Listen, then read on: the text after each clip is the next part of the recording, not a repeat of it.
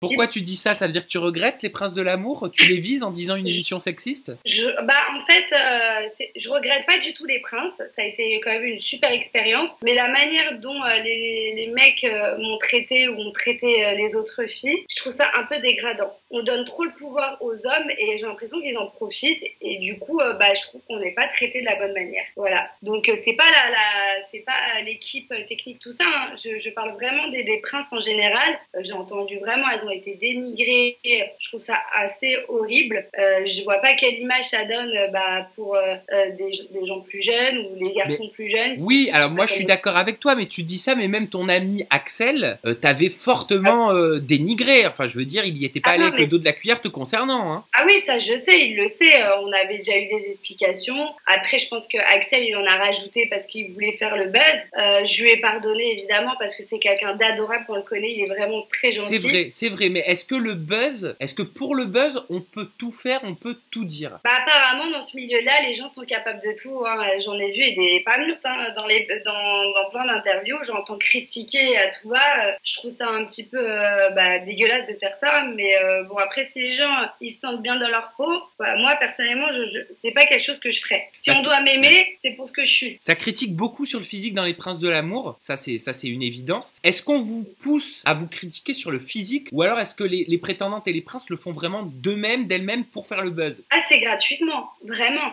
Et encore, je pense que quand on nous voit dans les interviews pendant les princes, il y a des scènes qui sont coupées où les personnes critiquent trop. Mais ils nous poussent pas à critiquer physiquement, pas du tout, pas du tout, du tout. Vraiment, je pense que c'est une des rares émissions où ils nous poussent pas à faire les choses. Tout ce qui s'est dit, c'était naturel. Donc vraiment, les gens, ils oublient que derrière, il y a des milliers de spectateurs qui regardent et que c'est blessant et que c'est affichant pour la France entière. Donc quelqu'un d'un peu faible d'esprit, il se sent pas très bien. Moi qui suis assez forte, pendant une semaine après les critiques, j'ai pleuré, j'étais pas bien. Et heureusement j'étais bien entourée et que j'avais mes amis des princes parce que voilà, je pense que c'est dur. Mais c'était quoi? Ça ressemblait à quoi? T'as passé une petite période de dépression après la diffusion? Ça venait de se finir avec mon copain. En plus, ça se passait mal en cours. En plus la diffusion et donc ça a été un peu un choc. Donc j'ai pas fait une dépression, mais je pleurais tout le temps.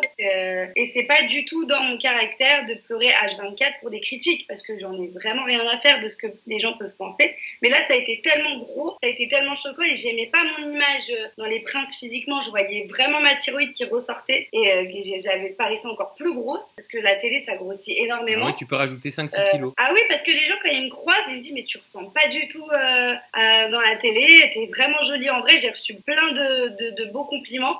Et après, à part ces critiques, après, il a été fantastique. Il y a plein de gens encore ce week-end qui me reconnaissaient, qui me disaient, oh, on t'a adoré, t'es super drôle. Donc, j'ai reçu beaucoup d'amour, en fait. Donc, ça, c'est le côté génial de la télé-réalité. Et les princes, mais elle a pas compris, Marie Garret, que si je réponds pas au bout du 10e coup de fil, c'est parce que je suis pris. Mais non, parce que quoi qu'il en soit, ça sonne sur mon portable. Ça sonne, tu sais, sur l'ordi, machin, tout est connecté. Marie, je te rappelle! Elle est gentille, en plus, cette Anna. Elle est adorable, elle est adorable. J'allais te dire, les princes de l'amour 5, ça t'aurait pas tenté? Si, ça m'aurait tenté parce que j'avais vraiment envie de le faire façon revanche. Dans le sens où me sentir mieux dans ma peau, plus jolie, etc. J'avais envie d'y aller façon revanche parce que je connaissais un petit peu maintenant le principe. Mais en fait, apparemment, cette année, ils n'acceptaient pas des nanas des princes, ou c'est peut-être moi qu'ils n'acceptaient pas. Peut-être que je suis blacklistée. Tu penses? Pourquoi tu dis ça? À cause de tout ce qui s'est passé après? Je sais pas trop, peut-être que j'ai été chiante sur le tournage, peut-être que j'en sais rien, peut-être que j'ai pas été une assez forte tête, j'en sais rien. Franchement, j'ai aucune idée, j'ai aucune réponse de ça. Mais ça m'aurait tenté en fait de le refaire cette année. Mais pas de la même manière, je me serais pas...